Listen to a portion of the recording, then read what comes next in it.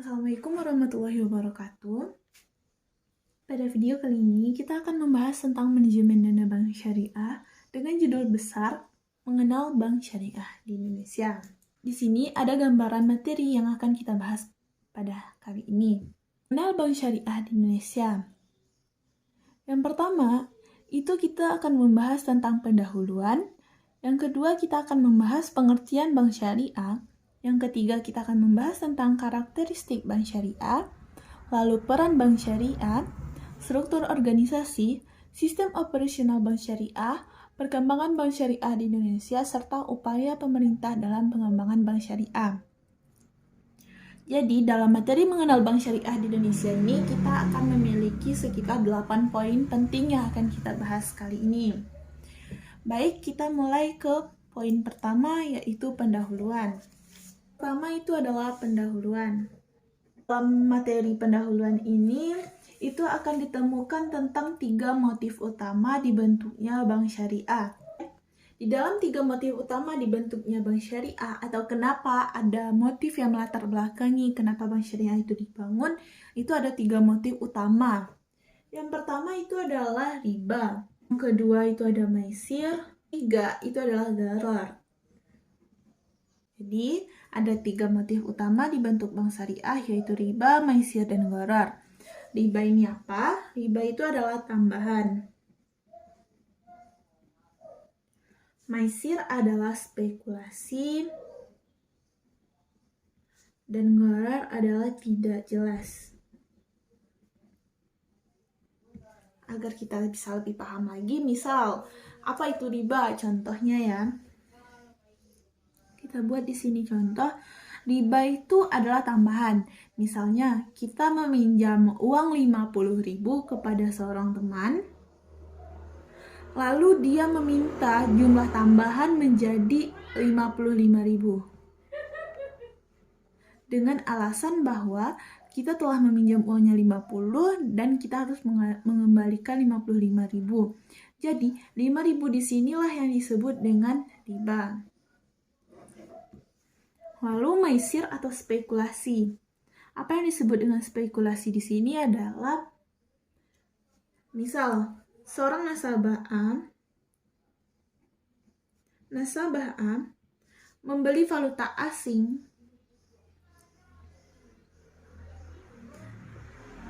falas. Kita anggap dia membeli dolar kepada bank 1 seharga 10.000 per dolarnya. Lalu, nasabah A tadi menjual dolar yang telah dia beli tadi kepada bank 2 seharga 12.000. Jadi di sini terjadilah spekulasi. Si nasabah tadi berharap bahwa dengan dia melakukan transaksi jual beli falas, dia akan mendapatkan keuntungan atau spekulasi. Dan ini juga bisa disebut dengan taruhan. Lalu yang ketiga itu adalah gharar atau tidak jelas. Tidak jelas yang bagaimana? Tidak jelas itu adalah tidak jelas. Misal kita pernah mendengar bahwa jika kita menabung selama 1 bulan, kita akan mendapatkan setiap bulannya kita akan menerima 7.000 dari bank. Apakah kita tahu dari mana 7.000 yang kita dapatkan ini? Tentu saja kita tidak tahu. Maka inilah yang disebut dengan tidak jelas. Bank syariah ini juga kita bisa sebut dengan Islamic banking. Bank syariah bisa disebut dengan Islamic banking.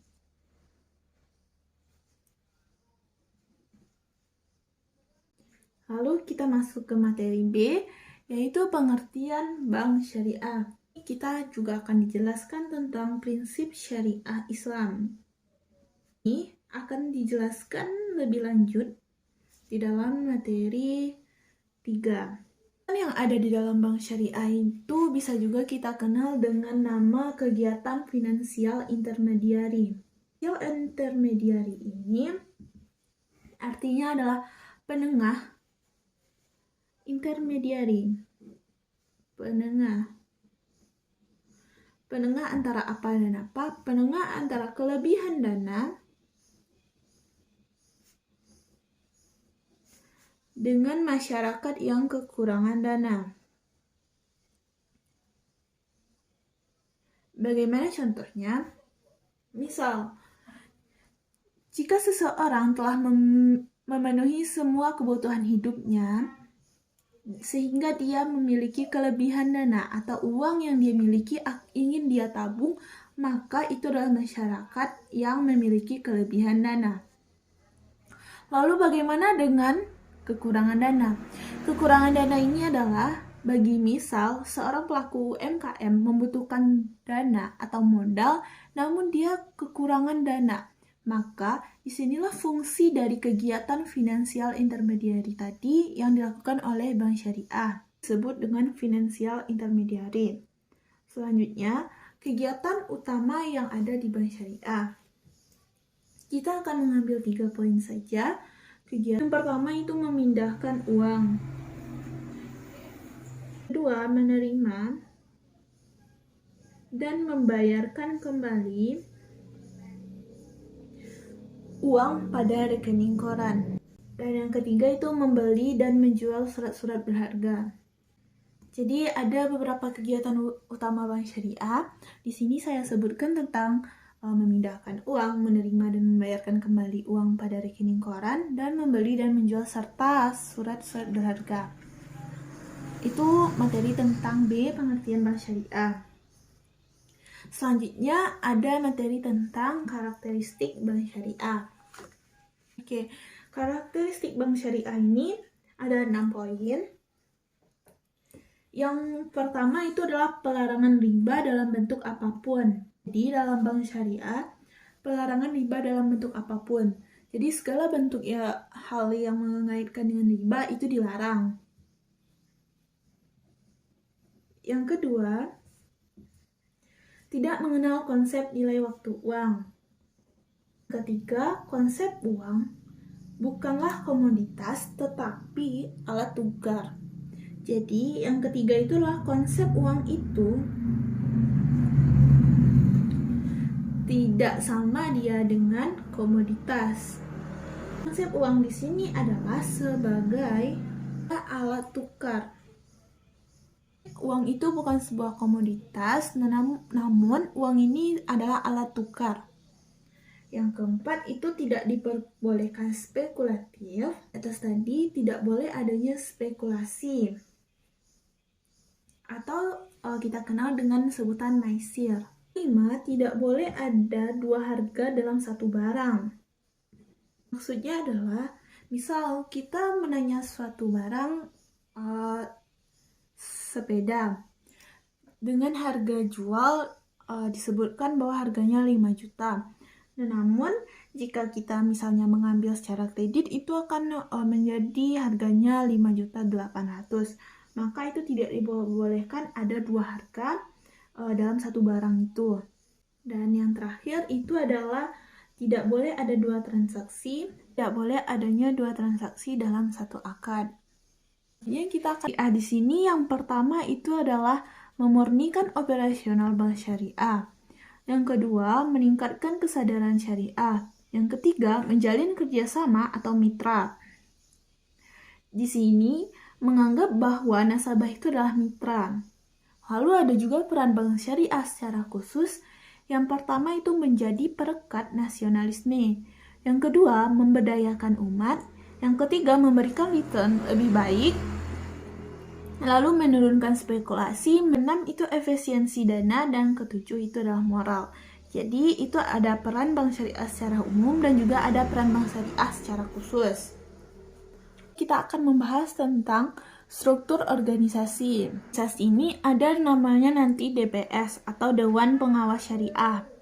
Dewan Pengawas Syariah ini nantinya juga ada terbagi. Syariah itu terbagi juga dia ada dengan dua. Yang pertama itu Bank Umum Syariah, contohnya seperti Bank Muamalat atau Bank BSI. Lalu juga ada Bank Konvensional Usaha Syariah, di mana nantinya itu memang bank konvensional namun dia memiliki unit syariah. Contohnya seperti BRI Syariah, Bank Nagari Syariah. Lalu strukturnya DPS jika itu di Bank Umum Syariah, dia itu adalah yang membawahi semuanya, dialah yang paling tinggi. Nah, namun di dalam bank konvensional usaha syariah, di atas DPS nantinya, di sini itu juga ada ini dari DPS, karena DPS itu hanya bagian unit dari bank syariah tadi. Jadi dia itu hanya berada di atas dari unit yang dia bawahi tadi. Jadi di kedudukannya bukanlah yang paling tinggi. Nasional Bank Syariah ini di sini bisa kita lihat, teman-teman lihat, itu adalah bank sebagai lembaga intermediari penengah, dia berada di tengah-tengah. Lalu nanti itu akan ada masyarakat yang kelebihan dana dan juga masyarakat yang kekurangan dana. Kita anggap masyarakat yang kekurangan dana itu adalah pelaku UMKM. Dalam masyarakat penghimpunan dana nantinya, penghimpunan dana oleh bank terhadap masyarakat yang memiliki kelebihan dana terjadi penghimpunan. Itu terdapat beberapa produk, yaitu ada tabungan, deposito, dan giro. Lalu dalam penyaluran, itu penyalurannya ada terbagi dalam 3 bentuk. Yang pertama itu bagi hasil, jual beli, dan sewa. Lalu keuntungan dari bagi hasil itu apa? Contohnya itu adalah laba. Lalu dalam jual beli, keuntungannya disebut dengan margin, dan sewa itu didapatkannya adalah upah sewa. Bagaimana contoh dari keuntungan dalam bagi hasil jual beli dan sewa? Misal, dalam bagi hasil, seorang nasabah ingin membuka pabrik baju. Lalu nasabah dan bank melakukan mitra usaha sebagai ada suatu mitranya. Nanti akan ada dana yang diberikan oleh bank. Kita anggap bank nanti akan memberikan dana sebesar 500 juta sebagai keuntungannya nanti setelah kita buka pabrik nanti telah terjadi berbagai proses nantinya dan kita mendapatkan keuntungan 100 juta. Sesuai dengan kesepakatan di awal nanti, kita akan membagi hasilnya. Bagaimana contoh bagi hasilnya? Misal untuk si bank yang memberikan dana, dia akan mendapatkan 2:8, sehingga 20 juta dari keuntungan tadi milik bank, dan 8-nya tadi, atau 80 juta tadi, itu akan menjadi milik nasabah. Atau bisa juga menggunakan sistem 5:5, 50 juta untuk bank, dan 50 juta untuk nasabah tadi. Lalu untuk jual beli, dalam jual beli itu, misal contohnya, seorang nasabah membutuhkan mesin. Karena nasabah tidak memiliki cukup uang, maka bank akan membelikan mesin tadi. Lalu, berarti mesin tadi itu adalah hak milik dari si bank.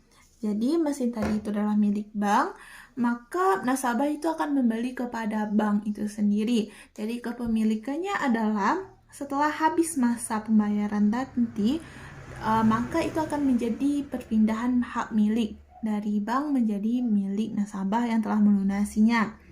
Lalu ada sewa, yaitu biaya sewa. Seorang nasabah membutuhkan mesin dan dia sewa kepada bank, nanti bank akan mendapatkan upah sewa.